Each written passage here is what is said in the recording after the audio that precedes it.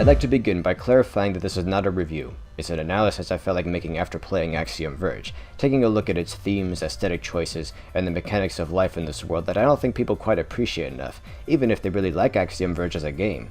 I may give some thoughts on Axiom Verge purely as a game in another video sometime, but for now I'll just say the gameplay itself is fantastic. But this is mainly a study of some of the things that I haven't seen many others talking about, which I find fascinating. I'll try not to talk much about the actual plot of Axiom Verge, but this video will contain spoilers, just warning you now. I personally love the story of this game, and at times found it riveting, so if you are considering getting this game and don't want to be spoiled, or you are playing it but you just haven't beaten it yet, you may as well click watch this later on the video. The biggest thing to consider here is what an unusual video this is for me to make. Oftentimes I'd much rather talk about a game's mechanics than the story elements or theming, because the parts where you're simply pushing buttons to do stuff are what's most important to me, and a terrible story can easily be redeemed by engaging gameplay. But neither the story nor gameplay of Axiom Verge need fixing in my book. These are just some things I feel like focusing on today, in the hopes that I may be able to contribute something fresh to the conversation. So with that in mind, let's take a closer look at the planet Sudra then, shall we? Ever since playing the Axiom Verge demo for the first time, I got the immediate impression that this was some sort of cyberspace. Trace waking up in a strange, surreal land after his lab explodes, the glitchier parts of the environment, even weapons like the Axiom Disruptor and tools like the Address Disruptor, all point to this environment being artificial on some level.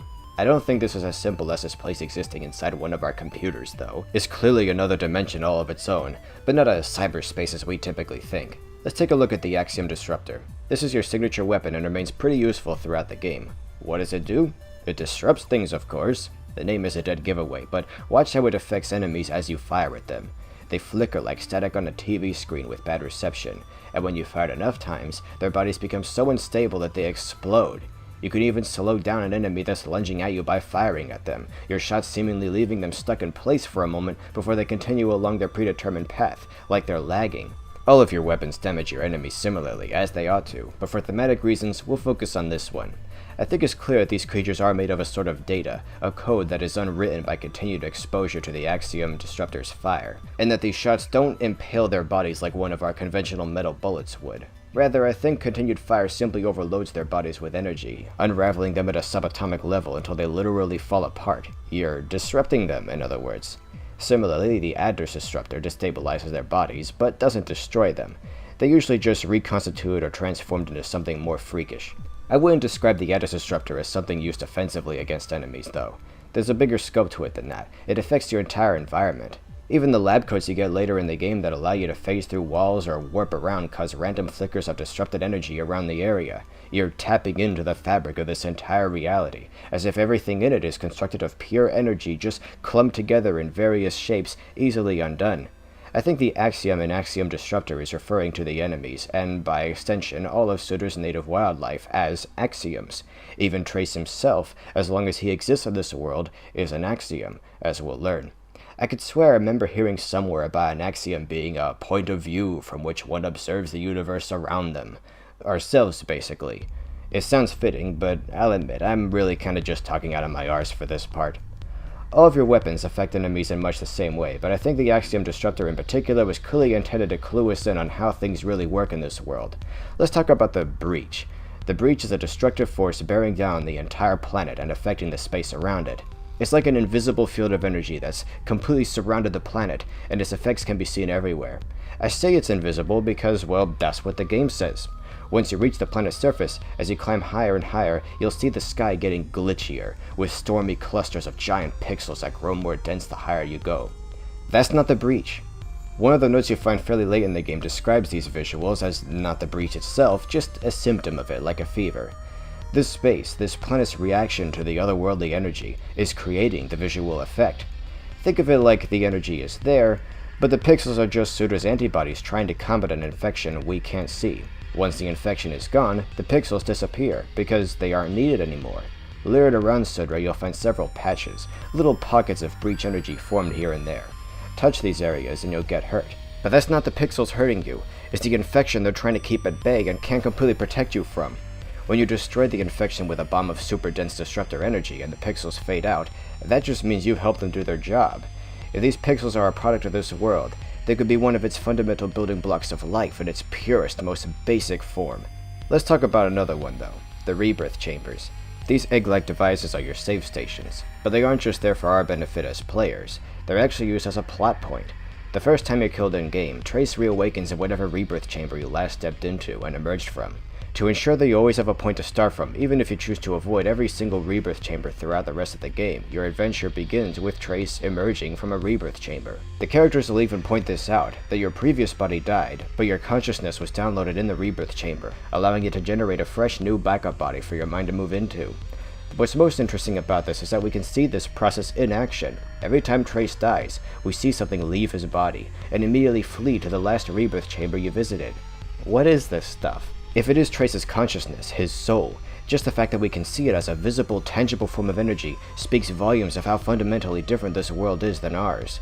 This is a world where life in its purest form manifests itself as data that can be downloaded at these eggs and reborn, and as amazing as it must seem to us, to the planet's natives, it's probably just seen as another part of life, another natural biological function, no more outlandish or remarkable than eating or sleeping.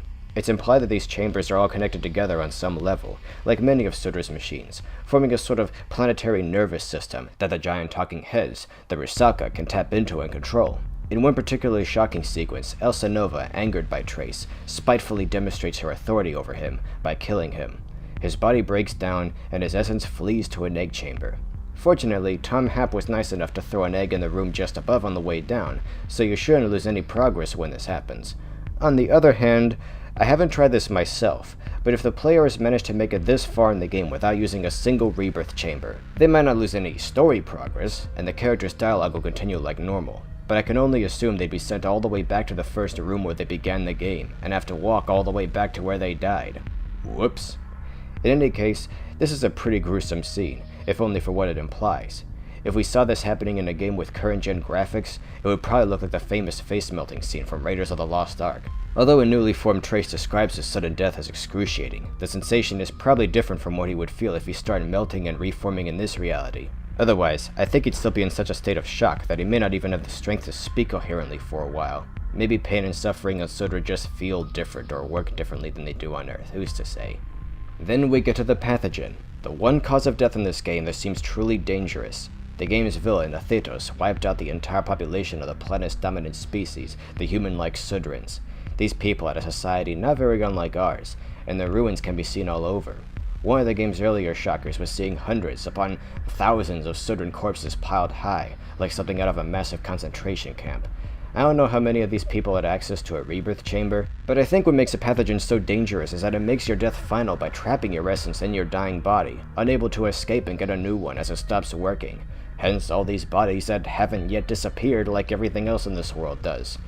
Poor saps.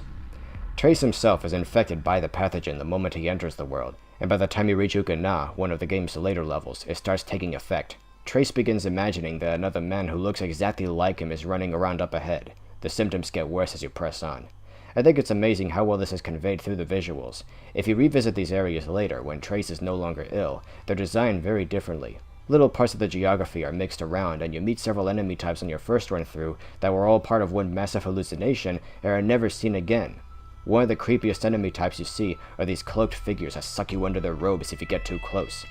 Maybe they're spirits, specters that can only be seen when someone is on the verge of a true demise, ready to be trapped in this limbo where nothing makes sense anymore, like they are. Or maybe this is just how a fearful Trace imagines an encounter with a living Sudran might go. Interestingly, all of the enemies I tried hitting with a now upgraded and more powerful lattice disruptor were completely unaffected. This is a really smart design choice, since them being real and only appearing this one time would make it impossible for anyone to get that hack at least one member of every species achievement if they forgot to hack them the one time they had the chance to. As you proceed through this level, Trace gets sicker and sicker, and the rebirth chambers can't cure him. They can save him from any other cause of death but this.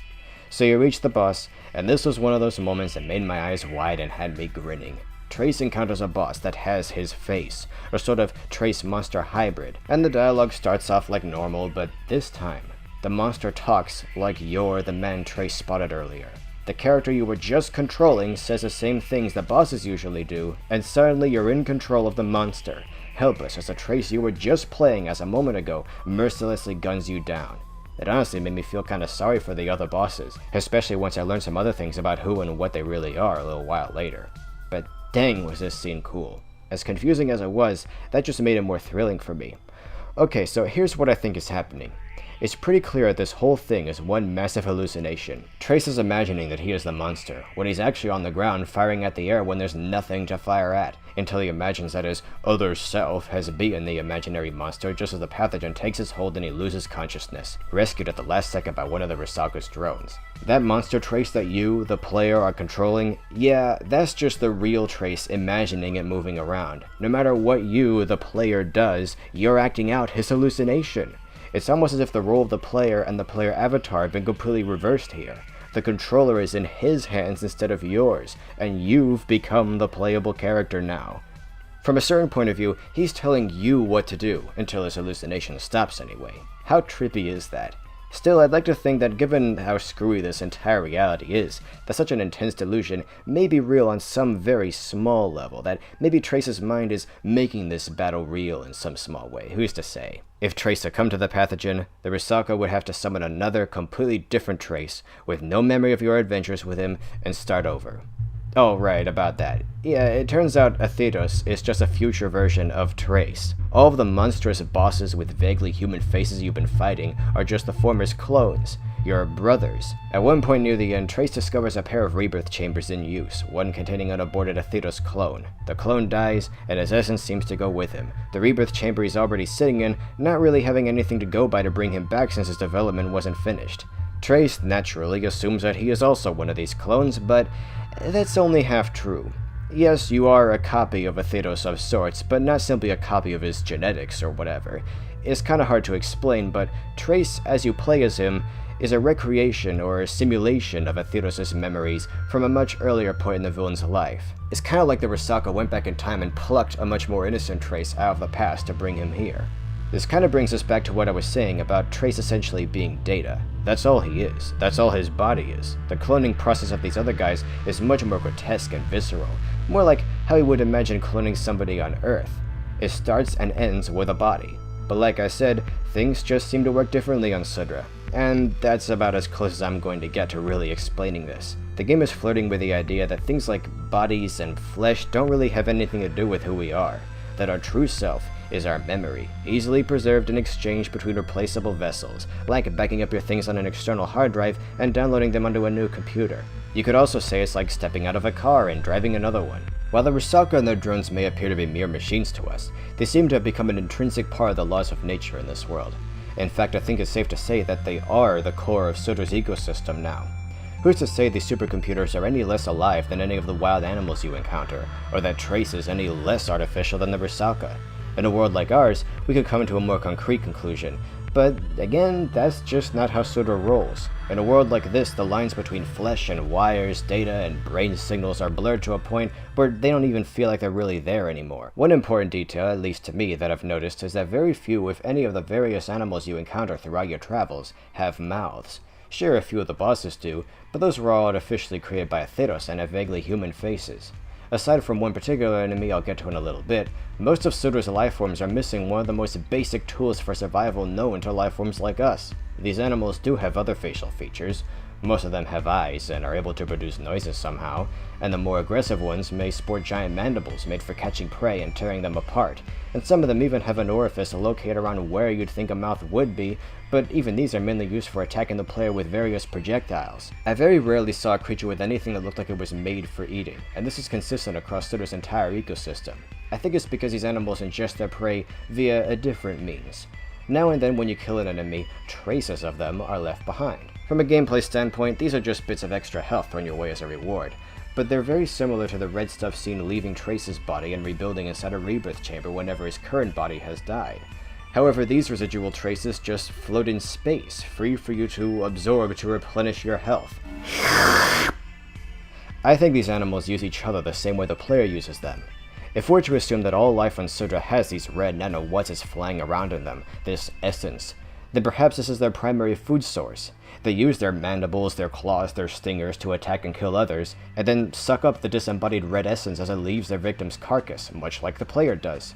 If these creatures have their own health bars, do these slowly deplete over time as they grow hungry, and is it replenished by the essence of their prey as they eat it? How long can they go without doing this? Probably months.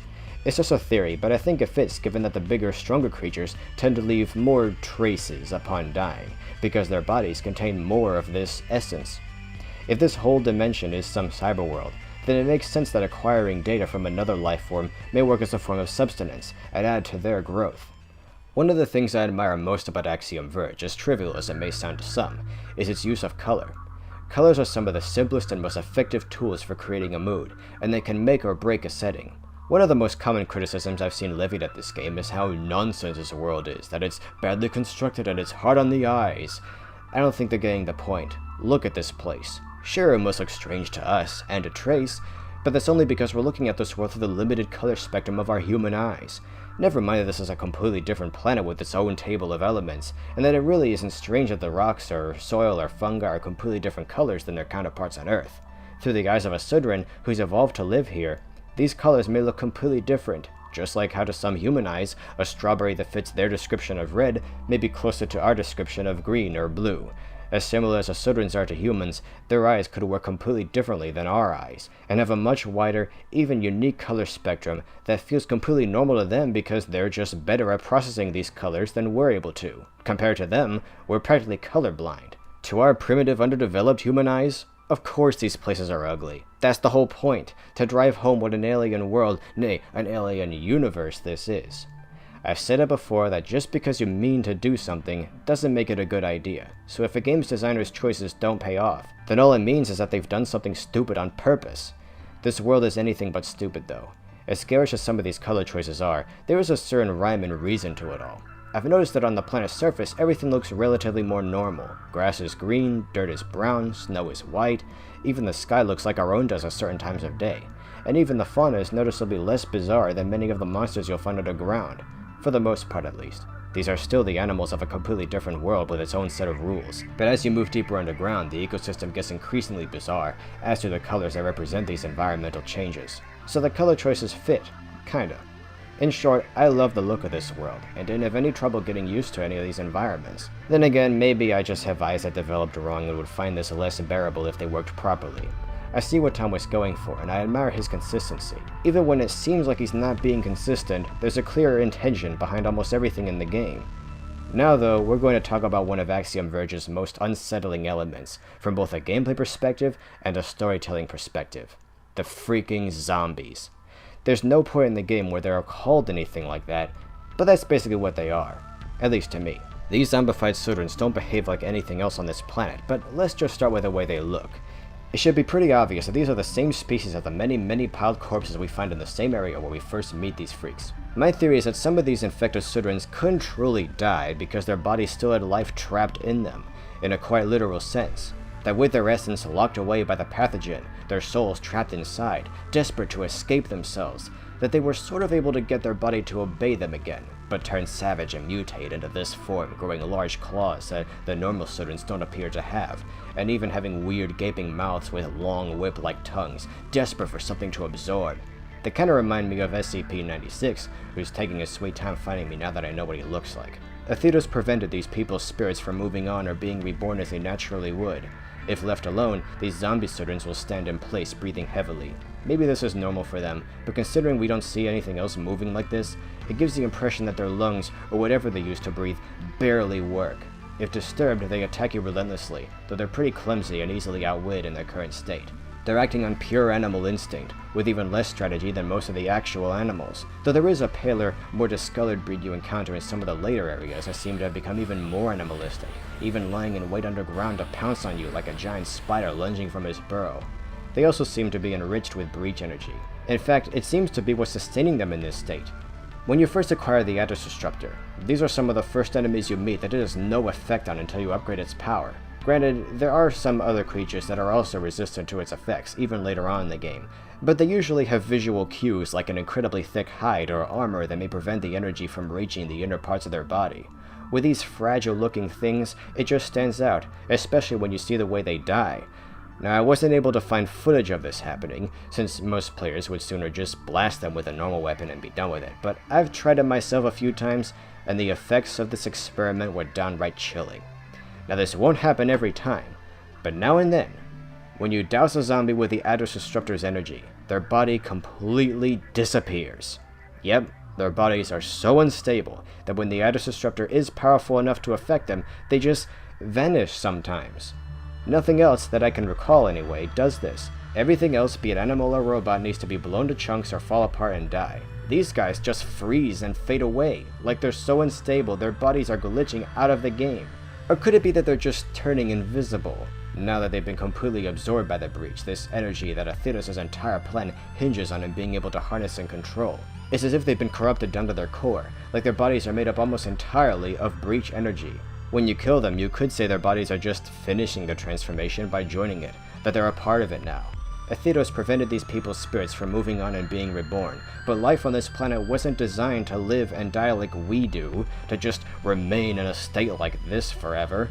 To think that dying as we know it is such an alien concept to the Sudrans, to think that the laws of our universe are as unnatural as can be to a Sudran, that they would sooner become like this, cast the whole world of Sudra in a pretty sobering new light. Axiom Verge is about a lot of things, a lot of high-concept philosophical things.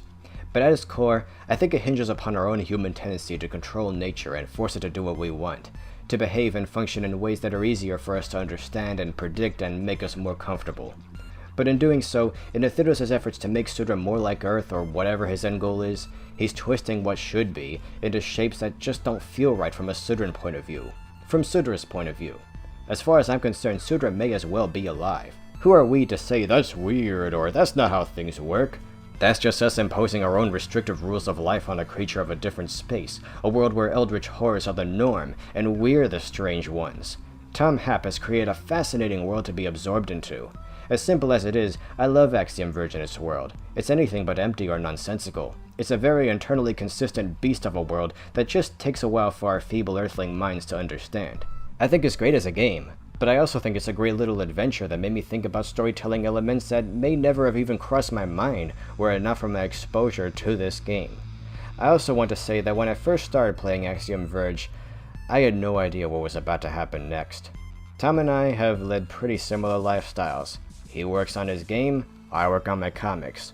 We both had our supporters, and we lost them.